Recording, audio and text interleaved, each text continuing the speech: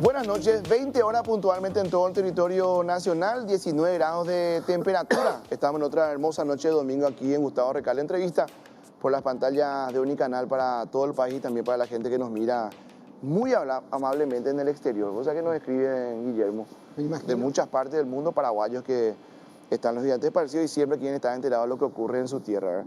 Nosotros tenemos el compromiso, después va a estar con nosotros también Lea Jiménez, que ya nos acompaña desde tempranito acá en el estudio de Unicanal, de hablar un poco de propuestas, ¿verdad? O sea, hay muchos programas, no somos el único espacio, la única ventana para hablar de política, pero queremos un poco marcar la diferencia, dedicando la mayor parte del tiempo, de espacio, aire que tenemos para hablar de propuestas. Yo le decía ayer a Luis Ávila, de Cifarma, del gremio de la farmacéutica, yo le convocaría a Santiago Peña, a Arnoldo Vins, a Efraín Alegre, a Hugo Fleitas, a Martín Burr, a Sebastián Villarejo, a Euclides Acevedo, me estaré olvidando a alguien, y les preguntaría qué vamos a hacer en cada una de las áreas que nos interesan. Por ejemplo, le decía a Luis Ávila ayer el tema de la inversión en salud, que es un tema que probablemente lo voy a hablar más distendido con Lea Jiménez, que fue ministra de Hacienda, porque hay un ideal de inversión del que Paraguay está demasiado lejos.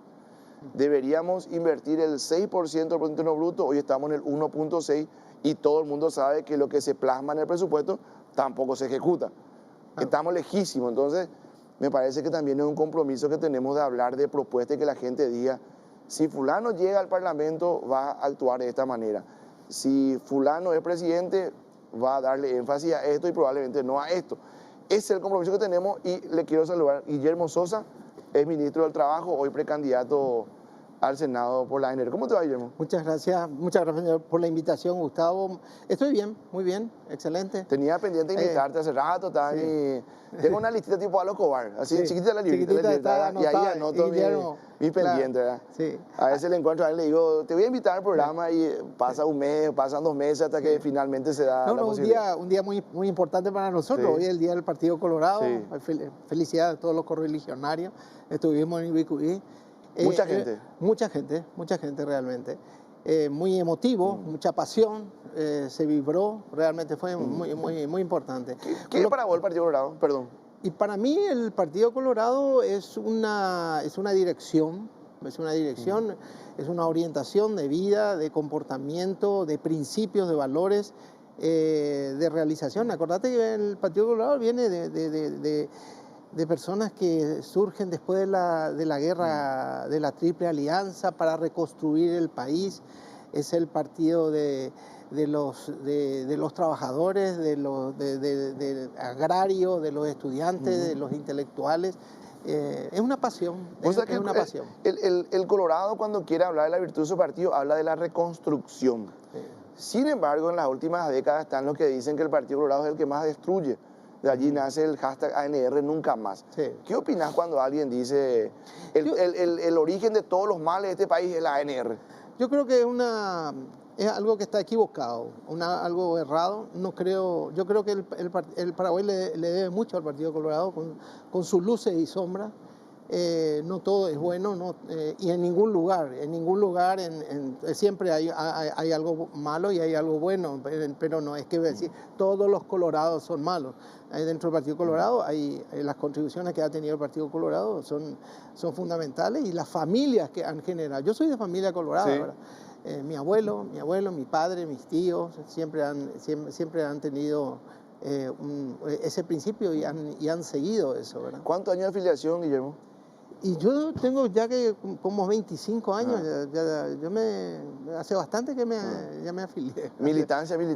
No tengo una militancia, digamos, no tengo una militancia partidaria. Sí. Yo he hecho honor y he trabajado fundamentalmente para servir a mi patria en el sector público, donde comencé a trabajar con el doctor Federico Mandelburger en la década del 80, donde el doctor Federico Mandelburger ha formado una generación de técnicos que hemos salido a ponerle el hombro y a trabajar de aspectos técnicos para empezar a construir el país y aportar lo que la tecnocracia ha aportado y necesita al país, ¿verdad? Porque no solamente, digamos, las realizaciones se basan en buena voluntad y en deseos de hacer las cosas, sino fundamentalmente se basa en estudios, en trabajos que se tienen que ir preparando.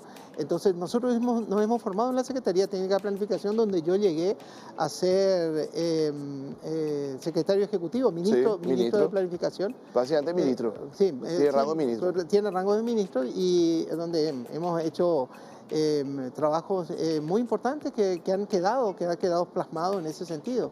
La visión estratégica del Paraguay, que lo hemos hecho justamente con la mamá de Lea. Lea tiene su madre que ha trabajado conmigo como directora de planificación económica, y donde yo he tenido compañeros que han trascendido y han aportado el fruto de su trabajo en forma meritoria en nuestro país.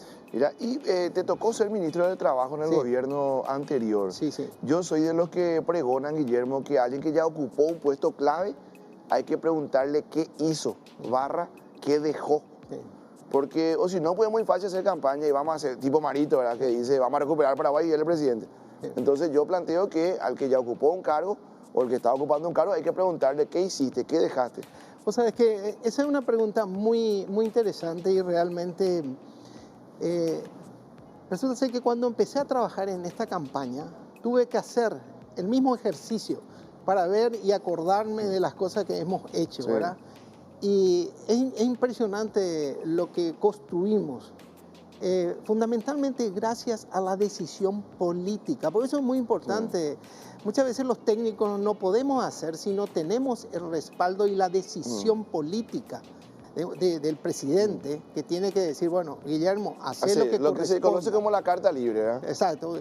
Y nosotros los técnicos, con el gobierno de Horacio Cartes, tuvimos esa oportunidad. Él nos dio esa oportunidad para hacer lo que corresponda, sin interferir en las cuestiones técnicas inherentes a ese proceso, ¿verdad? Entonces, fundamentalmente, vamos a comenzar por algo, la inversión en capacitación en oficios. Sí. Gustavo, nuestro país, nosotros queremos empleo, pero el joven que sale del colegio secundario, ¿verdad? Cuando vos le preguntas qué sabes hacer, él te dice, yo tengo mi título de bachiller en letras. Sí. ¿Y eso qué quiere decir? Y bueno, no quiere decir que vos tengas un oficio. Entonces nosotros hemos invertido en oficio, hemos fortalecido y hemos hecho crecer el SNPP y el SINAFOCAL, el Sistema Nacional de Capacitación Laboral, a sitios donde nunca se había llegado anteriormente. En términos cuantitativos, nosotros tenemos cerca de 400.000 personas que hemos capacitado durante ese periodo, con más de 500.000 certificaciones. Donde nosotros, no solamente en oficios simples como electricidad, mecánica, gastronomía, sino también hemos llevado a carreras como las que se dan hoy en día en el Centro de Tecnología Avanzada, que es robótica, mecatrónica, diseño de confecciones, donde hemos perfeccionado el centro. Hemos, modernizado el centro de paraguayo-japonés, ¿verdad? Hemos introducido metodologías de enseñanza para los instructores, como el programa de innovación metodológica académica. Hemos invertido en capacitación para el oficio. Hemos trabajado en el tema de empleo. El tema de empleo, la metodología que el Ministerio de Trabajo, el Ministerio de Empleo concretamente pone a disposición, lo hemos diseñado y lo hemos capacitado en función a la capacitación del oficio y después el mecanismo para unirlo a la demanda. Ahí es donde entran nuestras ferias de empleo que nosotros lo hemos hecho durante el gobierno Hoy anterior. Cuando mirás los diarios, Guillermo, cuando mirás las noticias, ¿retrocedieron el SNPP y SINAFOCAL en el trabajo que ustedes lograron? Sí. ¿O eso se mantiene? No, se retrocedió. ¿Se degradó la calidad del trabajo? Se degradó. La institución tiene hoy en día un grado realmente lamentable. Aulas vacías, depósitos de insumos vacíos, y lo más grave hoy en día que también están persiguiendo. Claro. Están ¿Quién es responsable instructores. de eso? ¿Quién es responsable de eso? Y por supuesto las autoridades, la directora del SNPP y la ministra de Trabajo. Vos sabés que a vos te tocó el tramo ¿cómo vamos a decirle? De la desafectación de trabajo de justicia. Sí. Se separan, era antes un solo ministerio, se queda trabajo. Y habían hecho ustedes no sé si fue una ley especial, si fue un decreto, en el que temporalmente el CNPP se quedaba a cargo de trabajo, Sí. pero que eso tenía una fecha de vencimiento. Básicamente se negó 4 años a entregar el CNPP.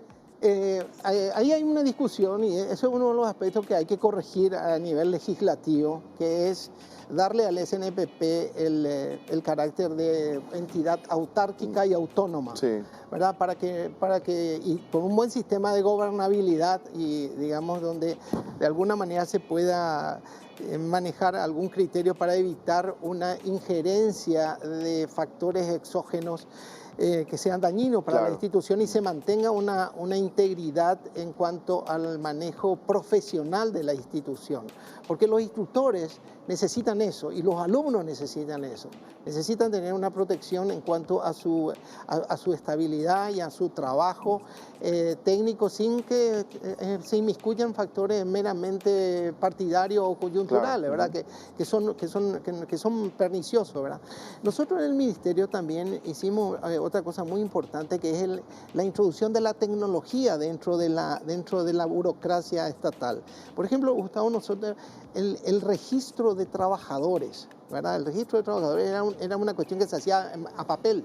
Nosotros metimos computadora, pues metimos informática, empezamos a mejorar el servicio de la institución al servicio de los empleadores y de los trabajadores. Abrimos las mesas de diálogo social. Hoy en día esas mesas no existen, pero anda a preguntarle a los empresarios y a los trabajadores, a los sindicatos, lo que significaba el funcionamiento de las mesas de diálogo social. ¿Se abandonó eso? Se abandonó totalmente. Nosotros teníamos eso instalado como un mecanismo de encuentro tripartito para apuntalar las decisiones en el área laboral, porque el área laboral tiene un trípode, están los trabajadores, están los empleadores y está el gobierno, y eso tiene que funcionar fundamentalmente en base a consenso y a diálogo y a socialización de los problemas. Cuando dejaste el ministerio, ¿en qué número estaba el índice de desempleo? ¿Y en cuánto está hoy, si es que seguí el dato? ¿Verdad? Mira, yo te voy a dar un dato que no sea tanto un número. El gobierno del presidente Cartes, de acuerdo a la información del Banco Mundial, no lo dice Guillermo Sosa, no lo dice el Instituto Nacional de Estadística, lo dice el Banco Mundial, creó en un promedio 72.000 puestos de trabajo al año. Por 5 estamos hablando de... Y son casi 400.000, o sea, entre 72 y 80.000, ¿verdad? Entonces 5 por 8, 40, son 400.000, o sea, 380.000 puestos de trabajo. Y una cosa muy importante, el Banco Mundial señala que esos puestos de trabajo se crearon en el sector formal, que implica acceso a la salud, acceso a la posibilidad de tener jubilaciones. Seguro social. La jubilación es otro de los aspectos que a nosotros nos preocupa muchísimo. No puede ser que en nuestro país, de 10 trabajadores, solamente 2 tengan una posibilidad de jubilarse. Nosotros tenemos como nuestro plan de gobierno el trabajar fuertemente en el tema del mejoramiento de las jubilaciones.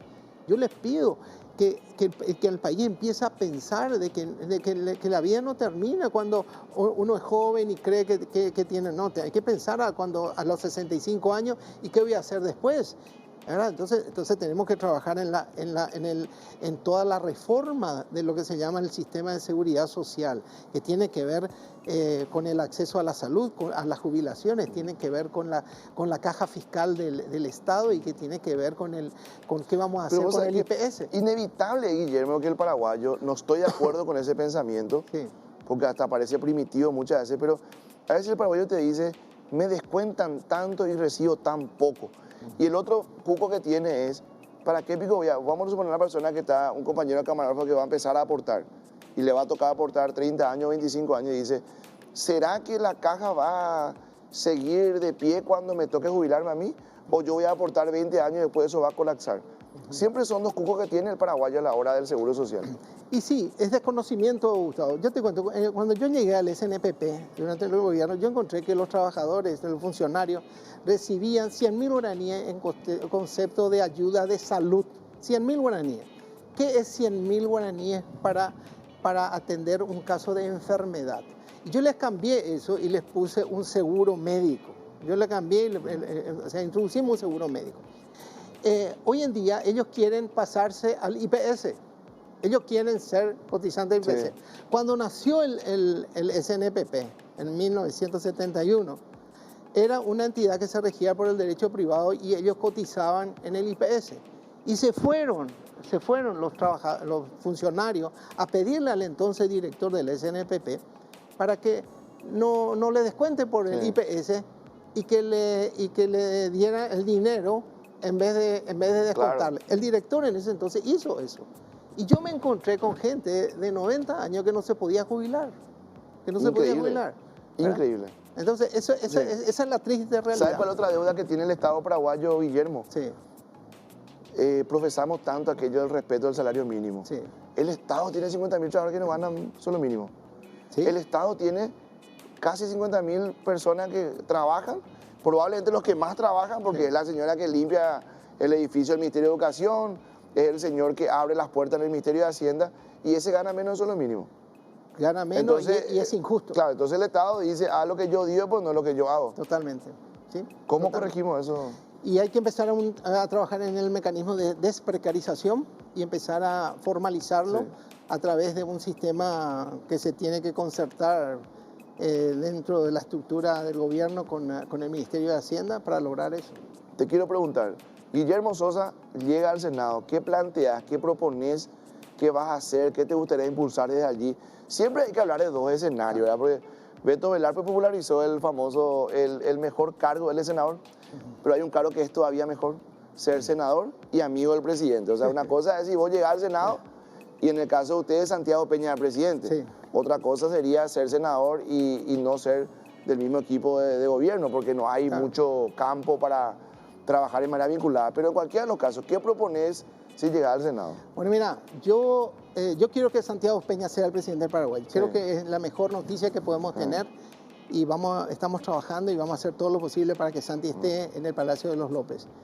¿Qué trabajar? Trabajar en equipo en el Senado, y creo que hay algunas cuestiones fundamentales. Hay que hacer la reforma del sistema de seguridad social, hay que crear la superintendencia de seguros, de pensiones, hay que saber dónde se van esos recursos, hay que fortalecer eso. Hay que trabajar en el desarrollo agroindustrial. Tenemos que trabajar con leyes que puedan fundamentalmente sostener el proceso de otorgar valor agregado a nuestros productos primarios. Y tercero, no menos importante, capacitación en oficio. Nosotros necesitamos una ley de educación dual. Yo firmé con el gobierno alemán un convenio para llevar adelante, justamente con mi amigo, el distinguido embajador Pato Ojeda. Fernando Ojeda. Trabajamos llevando una educación dual, porque es la educación en el trabajo, ¿verdad? Yo te contrato a vos como aprendiz, te traigo a trabajar en la empresa, ¿verdad? Y después de un año ya tenés la experiencia, te puedo contratar, o te vas al mercado laboral, pero ya con una experiencia previa, ¿verdad? Entonces, ese tipo de leyes se necesitan sostener como para que eso pueda funcionar, ¿verdad? Y que todo el mecanismo, la ley del primer empleo, fíjate vos que la ley del primer empleo es una ley que está trancada, ¿verdad? Que no se llevó adelante. Hace falta llevar adelante ese tipo de cosas, y ahí está donde yo quiero trabajar. Guillermo, que sea con todo el éxito de la campaña. Muchas gracias. Y si llega al Senado, que te vaya muy bien. Necesitamos renovar el Parlamento. Yo creo que sí. Creo que este es el Parlamento, no sé si puedo distinguir Cámara de Senadores. Diputados nomás son más intensos, son más pastelosos, diría mi hija, ¿verdad? Porque el escándalo es semanal, pero el Senado tampoco está muy lejos. Necesitamos renovar este Parlamento. De hecho, una muy buena noticia es que la tercera parte del Senado ya no se candidata. 15 ya no son candidatos. Claro. En el peor de los casos, 15 nuevos vamos a tener. Claro. Pero si podemos renovar un poquito más, yo estaría muy contento. Gracias por venir. Fíjate vos que el electorado hoy en día tiene la opción de elegir una oferta de candidatos con un perfil técnico, profesional, o elegir, digamos, más de lo mismo. Gente que nos da, que todos los días estamos viendo en la televisión su comportamiento. Que no es Lista 2, opción. 38. 38, ahí está. Gracias, Guillermo. El 18 vote por el 38. Ah, rima y todo, ¿eh? Claro. Sí, bueno, ahí está. Gracias, Guillermo, por venir, ¿eh? Bueno, Bueno, gracias. 20:19, vamos a hacer una pausa. Después de la pausa nos va a acompañar la primera mujer en ocupar el cargo de ministra de Hacienda. Y hoy es también precandidata al Senado por la lista 2 del Movimiento Honor Colorado, Lea Jiménez. Pausa, decía, estamos de vuelta. Llegó a Mercotec la nueva Tunland G7 4x4, diseñada para resistir, creada para vivirla. Financiación propia de Mercotec Automotores, venía a probarlas en todas nuestras sucursales. Atención personalizada al 0983-105-300 o seguirnos en nuestras redes, Mercotec-SAE, Fotón-Paraguay-oficial. Fenomax, innovación en suplementos multivitamínicos efervescentes con calidad europea. Tabletas efervescentes que favorecen la absorción de las vitaminas de manera rápida y segura. Fórmulas únicas y exclusivas apto para celíacos, diabéticos e intolerantes a la lactosa. Fenomax, expertos en vitaminas y suplementos. Estaciones de servicio del Grupo Bahía. Todos los miércoles promo 2 por 35.000 guaraníes del sándwich purete en todas nuestras estaciones con sándwich bayano. Desde la Cooperativa Colonias Unidas te presentamos la mejor yerba, la yerba mate Colón Suave, donde la calidad es nuestra prioridad para brindarte una excelente yerba. Suave desde el primer mate. Yerba mate Colón, mejor imposible, garantizada por la Cooperativa Colonias Unidas. Universidad María Auxiliadora. Convocatoria agosto 2022, carrera de medicina y licenciatura en enfermería, habilitadas por el CONES, acreditadas por la ANEAES. Somos la única universidad privada del Paraguay con carrera de medicina acreditada para el Mercosur. Inscripciones abiertas. Para más información puedes llamar a la línea central 021-296-900 o también puedes contactarnos en www.umax.edu.py. Universidad María Auxiliadora, 14 años formando profesionales en salud. Breve pausa y ya retornamos con Gustavo Recalde, entrevista.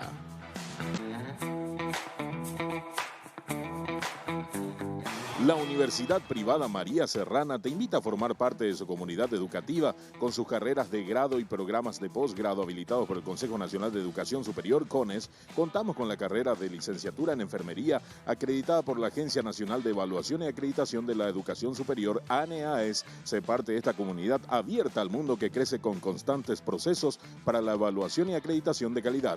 Prepárate para dar el primer paso. Universidad Privada María Serrana. Para consumidores exigentes, Arcoiris presenta su exclusiva y variada línea de té. Más novedades sobre Arcoiris y sus productos te invitamos a que lo sigas en las redes sociales de Facebook, Instagram y Twitter. Arcoiris, una empresa familiar orgullosamente paraguaya. Adquirí el gift card de Estaciones Bahía. Encontralas en sus versiones de 250.000, 500.000 y 1 millón de guaraníes. Encontralas en tu estación Bahía más cercana. Hospital Central Samaritano. Tenemos los mejores planes para que nuestros adultos mayores puedan vivir con la máxima tranquilidad. Seguro médico tercera edad del Hospital Central Samaritano. Consultas al 021-557-518. Bueno, estamos de vuelta, 20:30 y 29, acá estoy adelantado un minuto yo, 18 grados de temperatura, estamos ya de vuelta para hablar con Lea Jiménez. ¿Cómo estás, Lea? Gracias por venir. Gracias, Gustavo, por la invitación, un gusto estar acá contigo otra vez. Pasás a formar parte del exclusivo grupo. La élite. De la élite de los que repitieron la avenida del programa. Yo pedí que nos vamos a repetir invitados. Me sorprendí luego yo con la invitación, pero estamos en otra etapa. No, claro, pero ya tenemos casi un año, 3 meses. Vamos por el programa 62, si no estoy equivocado, ¿verdad? Así que ya podemos empezar a repetir, ¿verdad? Súper. Bueno, ¿cómo va la campaña? Súper bien, súper bien. Hoy tuvieron acto de felicidades. Un acto espectacular, realmente muy lindo, se sentía, vibraba realmente la gente. ¿Cierto que cantó 135, recitó, cantó, ¿qué es lo que nos hizo? Mira, Colorado Pinandí. Impresionante, sí. La última vez que cantó Colorado Pinandí. No, eso estábamos hablando con Guillermo. La última vez que cantó Colorado Pinandí estaba en Añetete. Esta es la primera que lo... No, mentira. Yo le vi en un acto anterior en Coronel Oviedo, estuvo. Sí. Se paró, cantó también Colorado Pinandí. Ah, también. Pero la primera que cantó estaba en el otro... Es como un robo. ¿Viste que las hinchadas se roban banderas? Sí. Pero la hinchada limpia muestra la bandera de cerro y parece un trofeo de guerra. No, pero Cali tiene la camiseta de Honor Colorado. No, hoy sí. Y te criticamos mucho, o sea, no sé si mucho, yo no entro en ese... O sea, que trato de sacarme un poco de la cabeza el ritmo de las redes sociales, porque si no, uno se va a volver loco, ¿verdad? Sí. Yo creo, respeto las opiniones, leo con mucho detenimiento todo lo que me ponen en redes sociales. Alguno me putea, respeto, no respondo a agresiones. Si alguien me hace una crítica, trato de explicarle si está equivocado, si yo creo que está equivocado. Respeto todo, pero veo que la gente cuestiona tus fotos con Calé, por ejemplo. Dice, es más, te desacredito. Y te aclaro, Lea, que no quiero quitar un titular acá. Quiero que rápido pasemos a hablar de propuestas, Dale. porque te invité para eso. Pero solo te voy a preguntar. Le preguntaba, ¿cómo empezó este tema de el ida y vuelta con Sole Núñez? Y ahora le preguntaba, digo, no, ella se quitó una foto con Calé, no vale que le responda. O sea, como desacreditando. Como si fuera que una foto con Calé es tu certificado de exclusión política. Y la foto con Efraín, él... Y lo hubiera dicho, ¿verdad? Y vos tu Estamos foto con Efraín, ¿verdad? Sí. Por casa, ¿cómo andamos, verdad? Y sí, así mismo. Lo que pasa es que Calé despierta un montón de pasiones, ¿verdad? Yo tuve la oportunidad de charlar el otro día con él. Es la segunda vez que le hice una nota en mis pocos años de periodismo. Y yo creo que para el Colorado es realmente un referente importante. La gente le puede criticar en la calle, pero es imposible desconocer lo que significa como... Pero también él es una eminencia a nivel país realmente desde el punto de vista de la política. Sí. Es una realidad. Cuando vos querés saber qué está pasando, todo el mundo... Calé habla, no habla mucho, pero Sí. cuando habla, la gente escucha. Y es por algo, ¿verdad? Él tiene una trayectoria de años dentro del partido y también como político, ¿verdad? Entonces yo creo que más que nada un reconocimiento a esa trayectoria, ¿verdad? El resto, la gente quiere juzgar, Claro. acá todos andamos como jueces de los valores y no sé qué cosa, y bueno, por favor. Es muy difícil eso, Por favor, entrar en sí. ese campo, ¿verdad? Pero Sí. ¿cómo comenzó esa ida-vuelta con Soledad Núñez?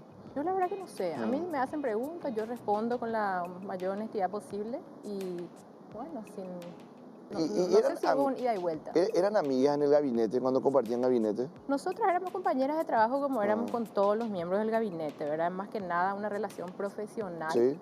Yo no puedo decir que éramos amigas de ninguna manera, pero sí trabajábamos muy Sí. bien porque justamente ahí el concepto era llevar adelante políticas públicas, Sí. ¿verdad? Y cada uno contribuye desde su ángulo, la parte de financiamiento, la parte de presupuesto, apoyo en temas legales, ¿verdad? Ella necesitaba mucho apoyo y se le daba todo el apoyo que se requería para poder hacer la Sí. política que había definido el presidente Cartes, ¿verdad? Compañeras de trabajo, no amigas.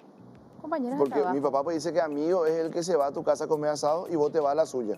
No, jamás, jamás. Lea, ¿por qué invertimos tan poco en salud? Y yo no sé si invertimos tampoco, pero gastamos mal. Mal. Gastamos mal, somos ineficientes, tenemos un modelo de salud que está desfasado en el tiempo, realmente totalmente desfasado. Nosotros tenemos que de alguna manera trabajar arduamente para modernizar lo que es el sistema de salud.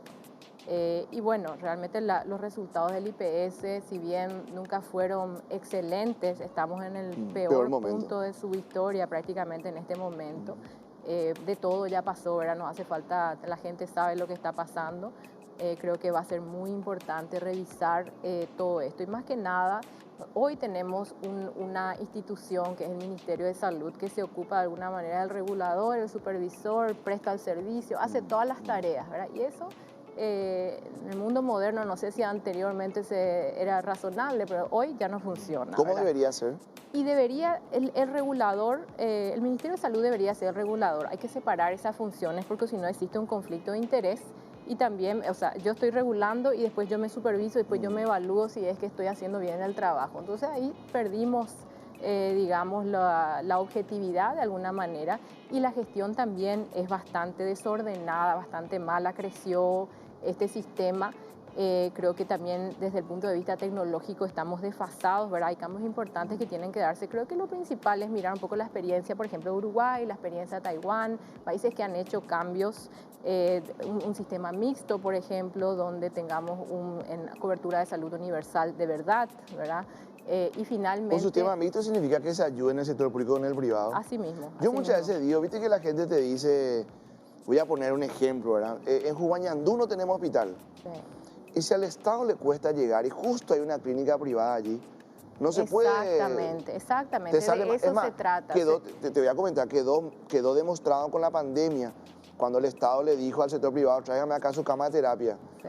prorrateando lo que a salud pública le cuesta su cama terapia. No estaba muy lejos de lo que es el sector privado. Totalmente. Acá lo que hace falta es transparentar también el sistema. Hay muy poca transparencia, hay mucho desorden y eso se presta también para otras situaciones Sí. como negociados, como corrupción, como pérdida de verdad trazabilidad de todo lo que se compra y se utiliza, porque se compra mucho, pero después resulta ser que no hay medicamentos, no hay insumos, no hay nada. Tampoco sabemos, por ejemplo, las listas de esperas interminables, que finalmente se convierte también en un antro de corrupción, donde uno finalmente tiene que pagar Sí. o conocer a alguien para poder tener una cita más temprana. Y si tenés una urgencia, olvídate, ¿verdad? O si tenés un accidente en algún lugar que no es cerca del departamento central o uno de los departamentos más poblados, estás a tu suerte, ¿verdad? Yo lo que O veo sea, que el ministro de Salud, lo de Mazzoleni es para el olvido, ¿verdad? Yo lo de Mazzoleni le cargo una tremenda culpa, digo esto porque perdimos compañeros de trabajo, perdimos amigos, yo perdí familiares con el tema del COVID. Yo le cargo mucha culpa. No voy a entrar en el amarillismo ese de decirle pelado asesino como mucho, pero culpa tiene y mucha, porque la corrupción, la desidia hizo que mueran un montón de paraguayos, pero vamos a olvidarnos de Mazzoleni. El resto de los ministros, el actual Julio Gorba, el que estuvo antes, Antonio Barrio, Carlos Morínigo, Antonio Arbo, todos los que estuvieron en la Esperanza Martínez, que hoy sigue gozando del marketing de la salud gratuita cuando nunca fue así. Cuando y nunca le, fue y le así. vencieron un montón de medicamentos en los depósitos. Pero, digo nomás, termina siendo una especie de bombero, Lea. Es Una un especie de bombero. es un Está apagando bombero el incendio y nunca puede proyectar. Y ese es el perfecto caldo de cultivo para justamente no resolver los problemas y continuamos en esa rosca, voy a decir, porque realmente es una rosca donde dicen, no, pero nos vamos a quedar sin medicamentos, hay que pagar no sé qué cosa. Y sigue, pero no se resuelven los problemas estructurales. El sistema, yo creo que tenemos que movernos en dos velocidades. Hay una deuda también inmensa, se hablaba primero de 100, 200, ahora ya no sé cuánto Hoy está en 150 millones de dólares, pero mañana va a ser 180. Y hay otros. Se agrega un paquete. Exactamente, exactamente. Solo farmacias, Entonces, farmacéuticas. Casi más de 300 millones de dólares en total, digamos, se está considerando ahora. Es un montón de plata, es un montón de plata y se gastó un montón de plata y se direccionó un montón de plata a ese sector durante la pandemia. Entonces realmente tenemos que preguntarnos, algo estamos haciendo mal, ¿verdad? Evidentemente algo estamos haciendo, hay que modernizar el sistema, pero decía movernos a dos velocidades, porque es cierto, existe esa realidad de que no, pero si paramos todo, nos quedamos sin medicamentos y el saque, porque ese siempre fue el saque que existe, entonces vivimos en el incendio constante, ¿verdad? El bombero que está ahí tratando de apagar el incendio, ese es el rol generalmente del administrador de salud. Y nos olvidamos de los trabajos que tenemos que hacer para cambiar ese modelo y actualizarlo a lo que necesitamos hoy. Hace poco estaba visitando, la semana pasada estaba visitando Alto Paraná y Mingaporá, Mingaguazú. Bueno, prácticamente no hay hospitales, te vas un poquito más hacia el interior, la gente está, no hay nada, las unidades de salud familiar no tienen medicamentos, no tienen doctores, hay hospitales que están vacíos, donde no hay, solamente está la estructura famosa, ese que inauguramos los hospitales, pero después no hay doctores, no hay especialistas, no hay nada.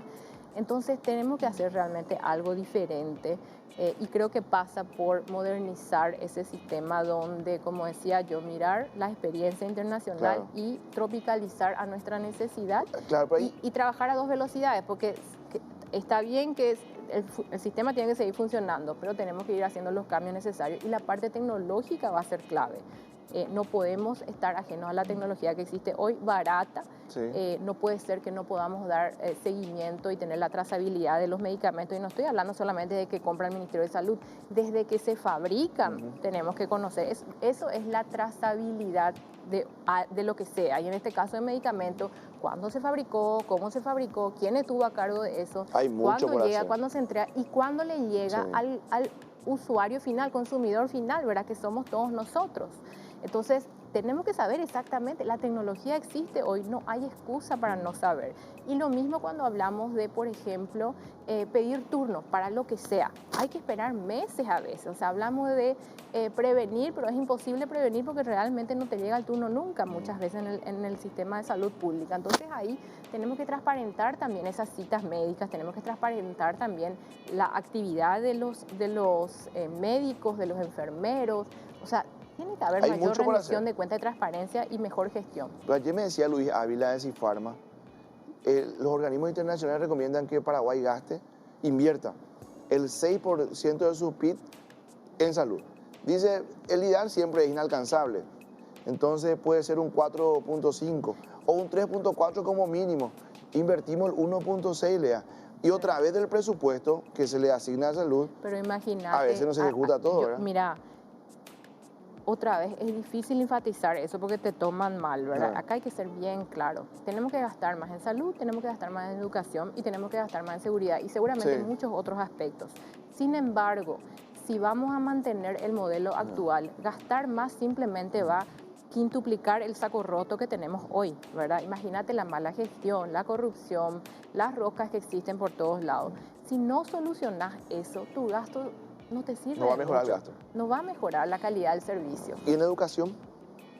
Educación tenemos un desafío grande también. Creo que tal vez educación, salud y seguridad son los desafíos más importantes que tenemos.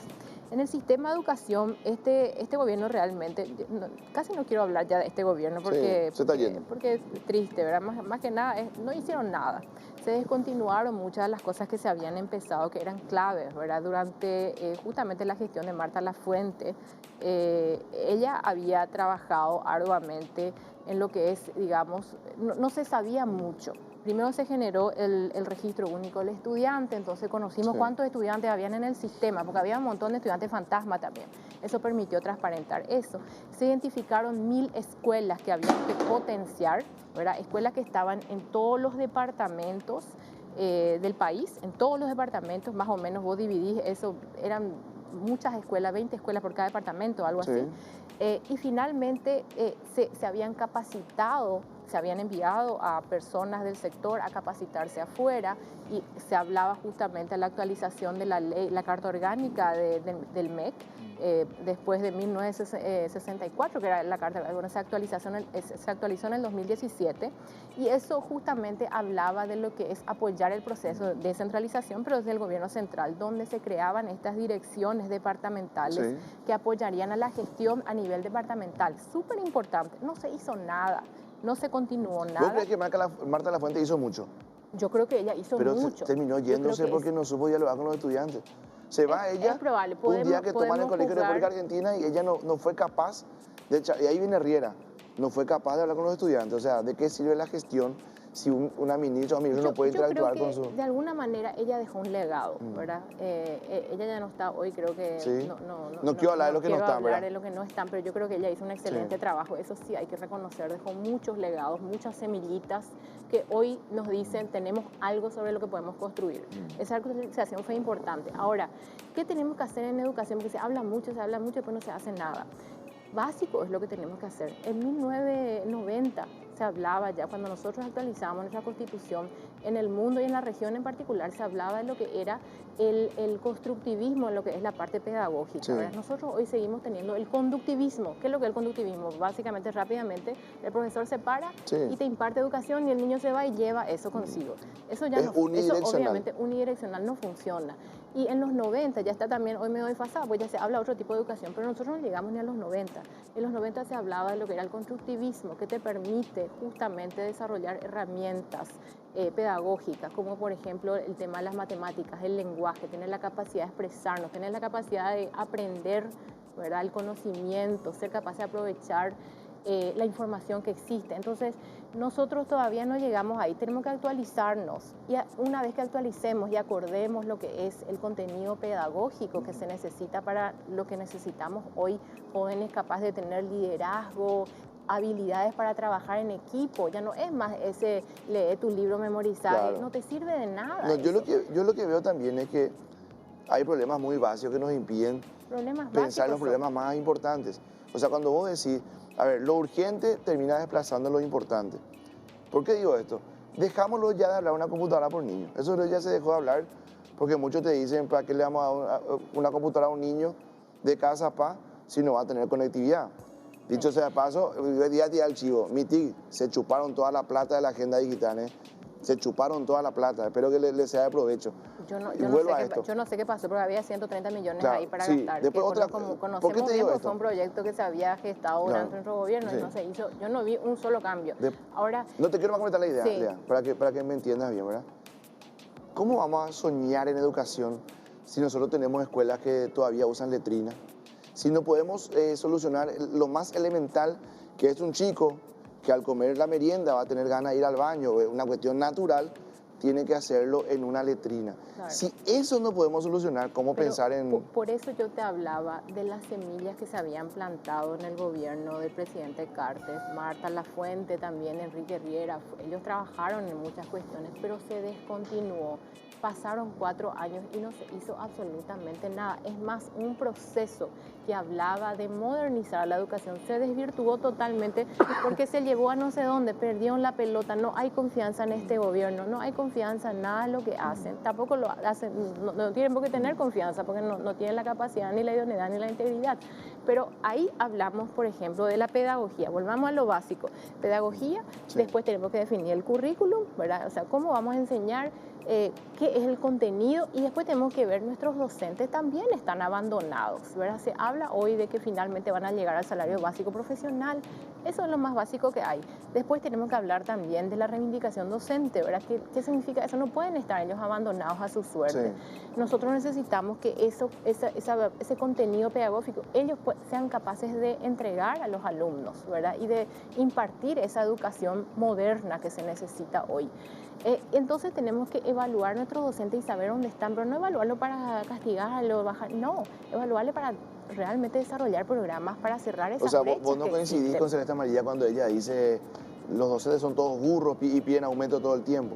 Que a Absolutamente. mí me parece mira que yo me parece- me crié con mi abuela que fue docente, mi suegra es docente, yo conozco el trabajo de los docentes. Mi abuela era docente Sí. también. Y Estarán los malos y profesores, hay aclaremos, muchos ¿verdad? Pero docentes- no son mayoría, evidentemente. No son mayoría. Yo creo que tenemos una idea errada. Es lo mismo que se dice del sector público, son todos planilleros. Sí, sí. Eso no es cierto. La gran mayoría de las personas que están en el sector público y la gran mayoría de los docentes son personas realmente ¿sabes cuál es el dedicadas. problema, Lea? El Estado, Sí. de alguna manera, también nos acompañó esos procesos, ¿verdad? Nosotros necesitamos actualizar el currículum, actualizar la capacitación docente de acuerdo a lo que Sí. sea ese programa en su totalidad. No son pedacitos, Claro. es un todo, es un conjunto de El cosas. problema es que ese buen docente, que tal vez sea mayoría, y el buen funcionario de los muchos que hay, no sienten ellos que el Estado les premie. El buen funcionario sabe que él se va a matar, va a llegar antes de hora, se va a quedar después de hora, va a cumplir su labor a cabalidad, va a proyectar, se va a negar a hacer lo que no corresponde, porque todo eso hay en los ministerios. Gente que le quiere a la institución y dice, no, yo no, Es cierto. no me voy a apartar de lo que es bueno para mi institución, pero sabe que pues va a venir alguien en paracaídas y va a tener más beneficios que él. Nosotros construimos un Estado que no le premia a los mejores, por el contrario. Y yo creo que hay un poco de todo, ¿verdad? Yo creo que cuando yo miraba el Ministerio de Hacienda, la vez pasada hablamos un poquito de eso. El Ministerio de Hacienda tiene una carrera está en profesional, la el sección Banco de Central Hacienda. también, ¿verdad? Otras instituciones. De alguna manera el Ministerio de Hacienda también tiene ellos tienen también, tampoco se sienten 100% acompañados, Sí. pero ellos hacen un trabajo extraordinario y hubo un proceso Como de que se respeta profesionalización. la carrera, ¿verdad? Se respeta la carrera. Por lo menos en nuestra época se respetaba la carrera. Lastimosamente en este gobierno se desvistió al Ministerio de Hacienda, se sacaron a un montón de personas que eran muy buenas, se le llevaron a otras instituciones porque nadie quería ser parte del gobierno, entonces empezaron a estirar a las mejores personas y de alguna manera se desvistió al ministerio. Ahora yo creo que hay que continuar ese proceso de capacitación, de dar apoyo, de enviar a la gente a estudiar a buenas universidades, a capacitarse y volver, ¿verdad? O sea, todo eso.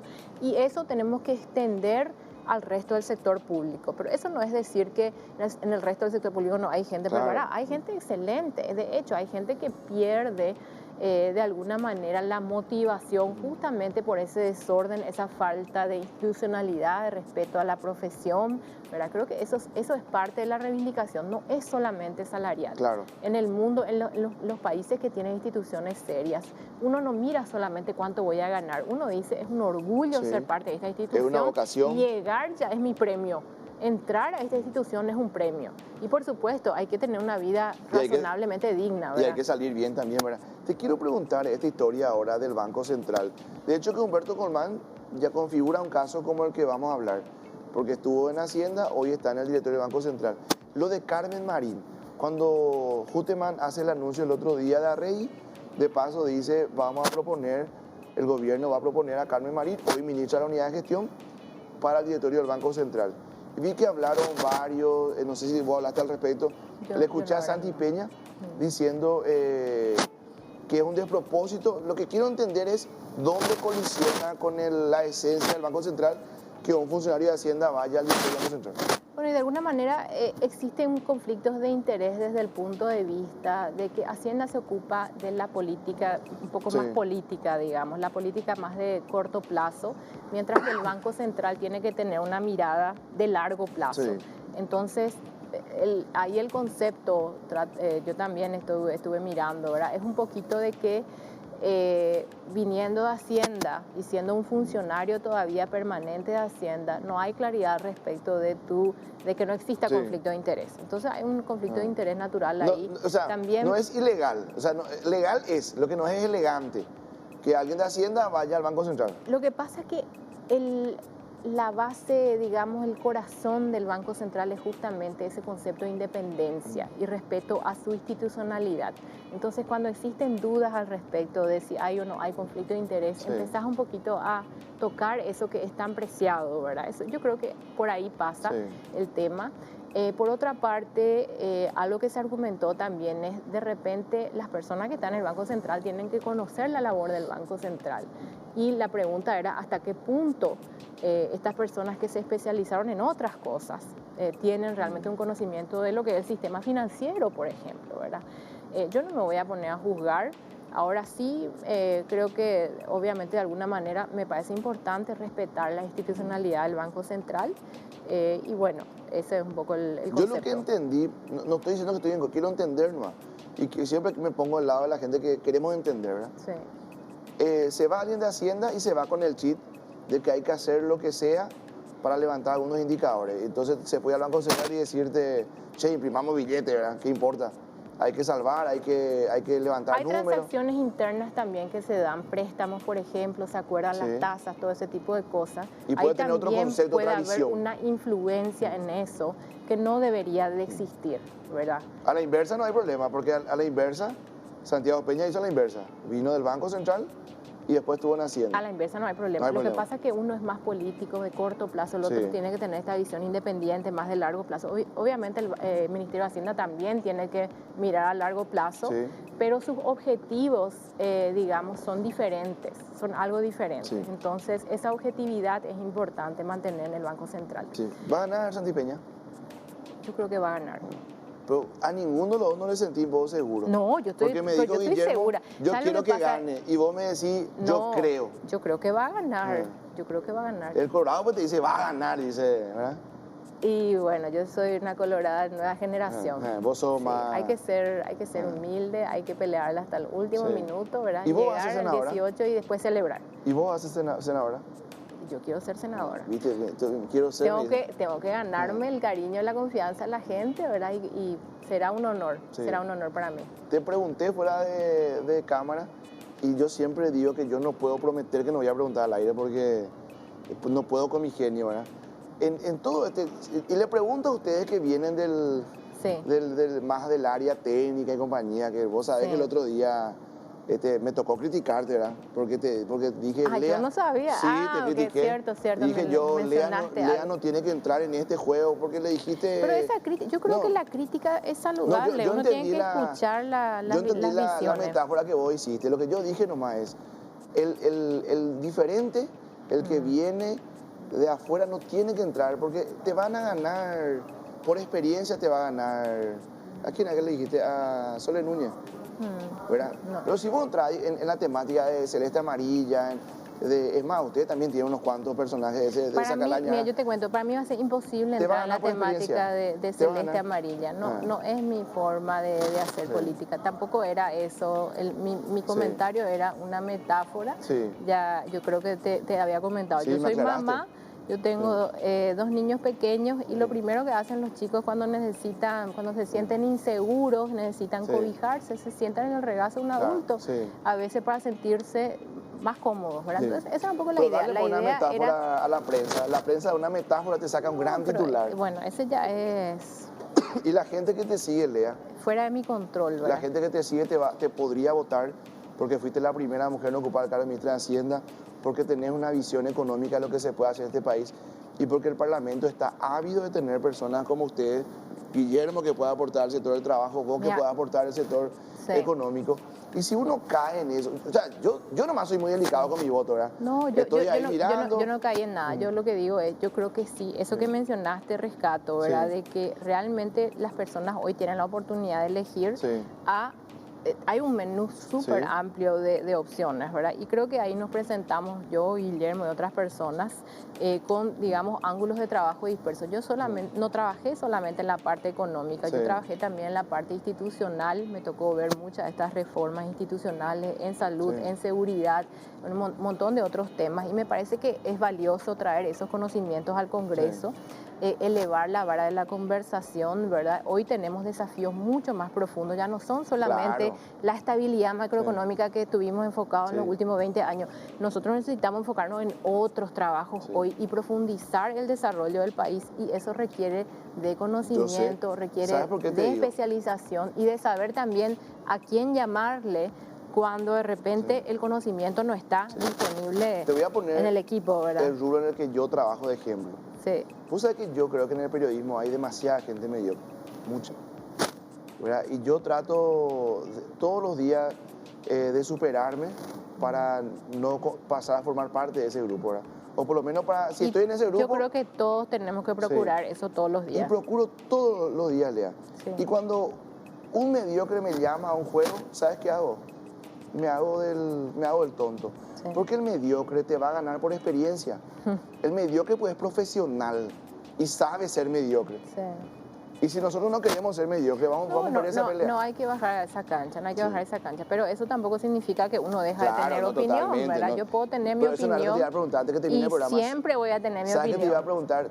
En este tramo, ¿te arrepentiste? Un día dijiste, ¿para qué me metí en esto? No, definitivamente no me arrepentí, no me Ah. arrepiento. Yo creo que estoy súper segura de que estoy donde tengo que estar. Soy parte de un equipo excelente. Creo que el rol que puedo llegar a cumplir desde el Congreso va a ser clave, así que estoy muy contenta con esa posibilidad y con muchísimas ganas de contribuir desde ahí. Ahora, no te miento, Sí. yo soy mamá de 2 niños pequeños, Claro, y a una vez veces se me dice- siento que estoy muy ausente. Y esa parte un poco difícil, Golpea. ¿verdad? Sí, golpea. Le extraño a mi marido Claro, también. a tu marido también. Ah, Y le vas a ser como extraño. Katia González, que le vas a llamar un día. Ay, Katia Dios hizo- mío, no, por favor. Ahí llegó mi amor, Katia. Katia tiene también sus bemoles, ¿verdad? Gracias, Lea, por venir. Muchas gracias. Muchas gracias. Éxito para la campaña. Muchísimas gracias. Bueno, 20:58. Gracias también a Guillermo, que hoy amablemente nos acompañó para hablar de trabajo. Lea también, bueno, fue ministra de Hacienda y eso lógicamente le da también un plus para hablar de temas económicos. Nos vamos nosotros. Ya están Jorge y Pipo para otra edición de Cara Plus, aquí en la pantalla Unicanal y también la de Canal 13. Nosotros mañana a la 1, si Dios permite, hacemos uno para todos en Radio 1. Que pasen bien.